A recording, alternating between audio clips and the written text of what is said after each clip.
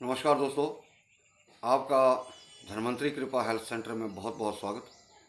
दोस्तों, आज मैं उल्टा वृक्ष है। कभी योग के अंदर जो योग करते हैं उनको पता होता है कि एक वृक्षासन भी होता है। वृक्षासन जो है उसका आपकी लंबर स्पॉन्डिलाइटिस, दबिनस, साइटिका इनसे कैसे रिलेटेड है आज इस वीडियो के माध्यम से देखेंगे।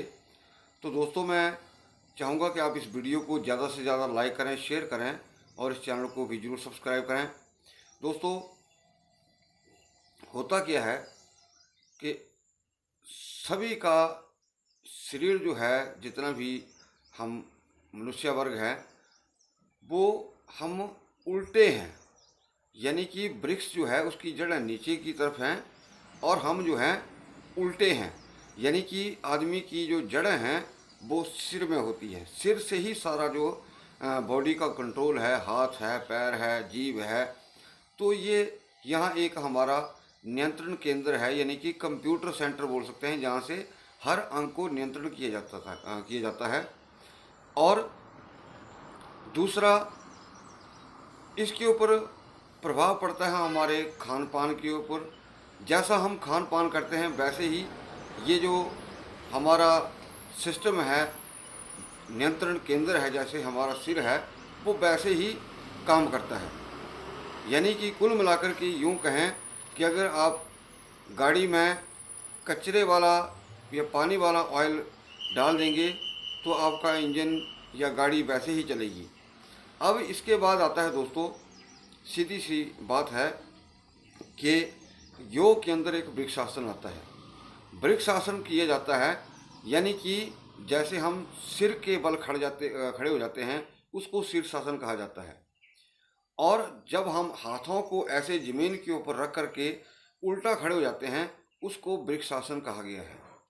लेकिन वृक्षासन के मैं आपको फायदे भी बताने वाला हूँ और इसका बहुत एक लॉजिक बताने वाला हूँ कि 24 घंटे हम जैसे काम करते हैं या दिन में हम खड़े होकर काम करते हैं, बैठते हैं, तो हमारी जो स्पाइन है वो हमेशा नीचे की तरफ ही दबती है।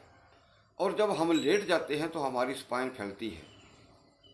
1 से 1.5 इंच तक हमारी, जब सो जाते हैं हम, तो 1 से 1.5 इंच तक हमारी रात को जो स्पाइन है वो स्प्रेड होती है।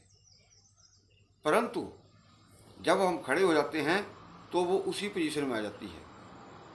और फिर हमारी जो कमर वाला हिस्सा है, एरिया है, तो वहाँ पे फिर जो मणकों का दबाव है वैसे आ जाता है, हमारी स्पाइन उसी पोजीशन में आ जाती है। अब हर आदमी वृक्षासन नहीं कर सकता। वृक्षासन से क्या होगा, जैसे हम बैठा हूँ मैं या खड़ा हूँ, तो मेरी स्पाइन के जो मणके हैं वो नीचे की तरफ आ गए हैं, यानी कि वो अपनी पोजीशन में है। लेकिन अगर किसी का मणके का गैप कम है तो और कम हो जाएगा और क्या होगा, नस दब जाएगी। बहुत सारे लोग बोलते हैं कि हमारी नस दब गई है, कैसे ठीक होगी।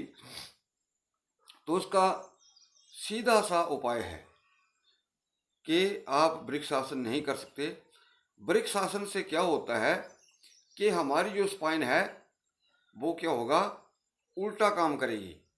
यानी कि जैसे हम खड़े होते हैं, हमारे स्पाइन जो है वो नीचे की तरफ ही होती है, और जब हम उल्टे खड़े हो जाएंगे तो स्पाइन का जो गैप है, यानी कि मणके का जो गैप है, वो खिंच जाएगा। अक्सर आपने देखा होगा कि बहुत सारे ऐसे ट्रीटमेंट करने वाले लोग हैं कि आदमी को दो बिस्तर पर लटा के दोनों टांगों से नीचे की तरफ खींचते हैं। क्यों खींचते हैं?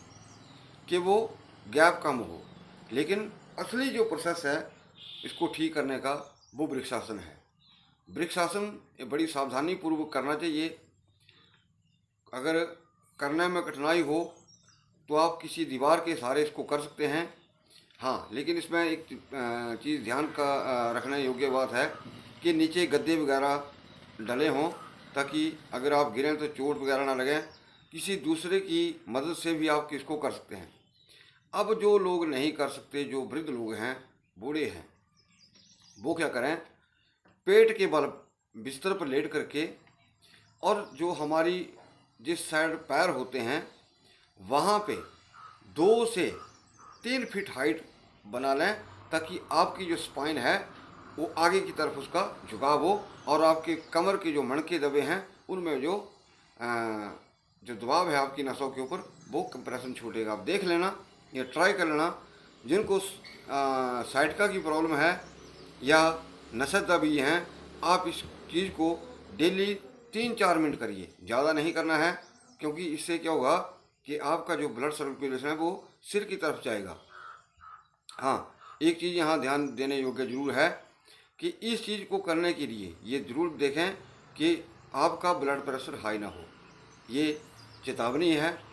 मैं तभी कहता हूँ कि हमारा वीडियो जो है कृपया पूरा देखें, ताकि आपको हर चीज़ का पता लगे किस चीज़ का नुकसान है, किस चीज़ का नहीं। तो बीपी वाले जो पेशेंट हैं वो उस चीज़ को ना करें। तो दोस्तों, अब इसके बाद आती है दोस्तों, कई लोगों को चोट लग जाती है स्पाइन में या मोच आ जाती है पैर में। तो एक सिंपल सा उपाय बता देता हूँ। जौ सभी लोग जानते हैं, जौ का आटा लेकर के उसमें खुरासानी अजवाइन लेके उसको अच्छी तरह मिला करके पेस्ट बना करके पानी डाल करके उसको वहाँ लेप कर दीजिए। आपको कहीं भी चोट लगी है उसमें आपको तुरंत फ़ायदा मिलेगा। अब ये जो मैंने चारपाई के ऊपर आपको एक्सरसाइज बताई, आप इसको पेट के बल लेट के करना है, और इसको आप दोनों पोजीशन में कर सकते हैं, पीठ के बल लेट के भी और पेट के बल लेट के भी। ज़्यादा फायदा आपको पेट के बल मिलेगा। अगर आपको किसी तरह की परेशानी आती है तो आप इसको पीठ के बल भी कर सकते हैं।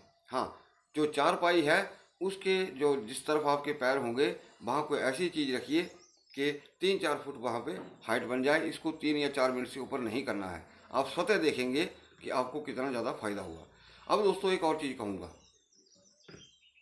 हमारे पास ऐसे बहुत सारे पेशेंट आते हैं या देखता हूँ मैं, और मैंने ये एक प्रैक्टिकल किया है।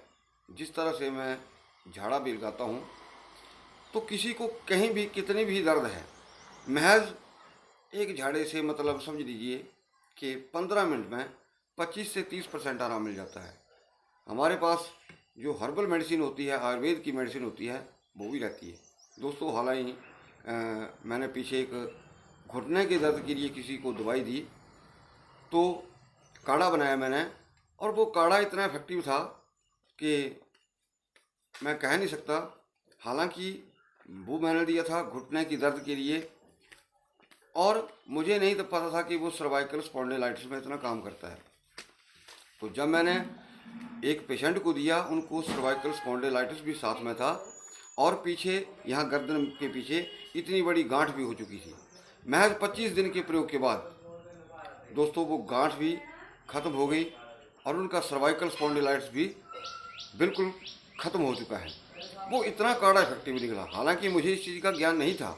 तभी कहते हैं दोस्तों कि एक प्रैक्टिस जो होती है वो अलग होती है, अभ्यास जो होता है उसी के पास तजर्बा होता है। तो कहने का अर्थ ये है कि जैसे हम अभ्यास करते हैं, प्रैक्टिस करते हैं, आयुर्वेद की जड़ें बहुत गहरी हैं। इसको आदमी सदियां लग जाए, इसका अध्ययन करता रहे। आज की तिथि में आयुर्वेद जो है बहुत कम रह चुका है। जो पुराना आयुर्वेद था दोस्तों, उसकी जो प्राचीन ग्रंथ हैं वो किसी किसी के पास हैं या बहुत कम मात्रा में रह चुके हैं। जो एक नुस्खे होते हैं, जो प्रयोग हैं, बहुत लाजवाब होते थे और होते हैं। ये मैंने आयुर्वेद के अंदर सीखा है दोस्तों। कई जन्मों तक आयुर्वेद को कोई स्टडी करता रहेगा, इसके ऊपर कोई पूर्णता या मास्टरी बोल सकते हैं नहीं प्राप्त कर सकता।